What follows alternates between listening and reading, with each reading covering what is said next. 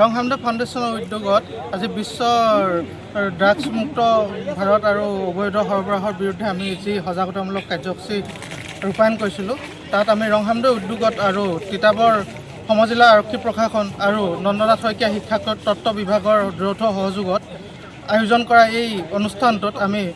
আজি এখন সজাগতা সভাৰ শুভাৰম্ভ হয় আৰু সজাগতা সভাত আমাৰ তিতাবৰ ডিষ্ট্ৰিক্ট কমিশ্যনাৰ বিভাংশী দত্ত বাইদেউ আমাৰ জ্যেষ্ঠ আৰক্ষী অধীক্ষককে ধৰি বহুকেইজন গণ্যমান্য ব্যক্তি উপস্থিত থাকে আৰু তেওঁলোকে ড্ৰাগছ সৰবৰাহৰ বিৰুদ্ধে আৰু যি ভয়াৱহতা আমাৰ সমাজখনক চানি ধৰিছে তাৰ ওপৰত যথেষ্টখিনি উৎসাহজনক বক্তব্যৰে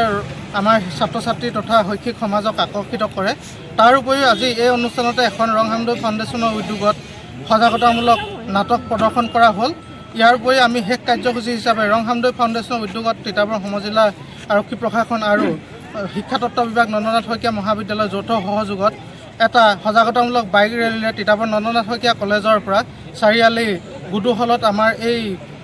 যি সজাগতামূলক বাইক ৰেলী আছিলে সেই ৰেলীৰে আমাৰ আজিৰ অনুষ্ঠানটি সমাপ্তি হয়। আমি ৰং হামদে ফাউণ্ডেশ্যনৰ তৰফৰ পৰা তিতাবৰৰ জনগণৰ লগতে যোৰহাট জিলা আৰু সমগ্ৰ অসমৰ জনসাধাৰণক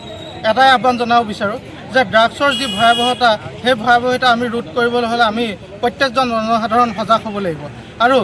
নিজে সজাগ হোৱাই নহয়, যদি ক'ৰবাত আপোনালোকে অবৈধ ড্ৰাগছৰ সৰবৰাহৰ বিষয়ে খবৰ পায় তেনেহ'লে অনতিবিলম্বে একো কথা নাভাবি আৰক্ষীক খবৰ দিয়ক আৰু নিজেও ড্ৰাগছমুক্ত সমাজ এখন গঢ়াত সহযোগিতা আগবঢ়াওক আৰু আনকো এই ক্ষেত্ৰত সজাগ হ'বলৈ আপোনালোকৰ ফালৰ পৰা পৰামৰ্শ দিয়ক। এয়াই আমি ৰং হামদে ফাউণ্ডেশ্যনৰ তৰফৰ পৰা সকলো ৰাইজৰ প্ৰতি আহ্বান জনালোঁ। ধন্যবাদ।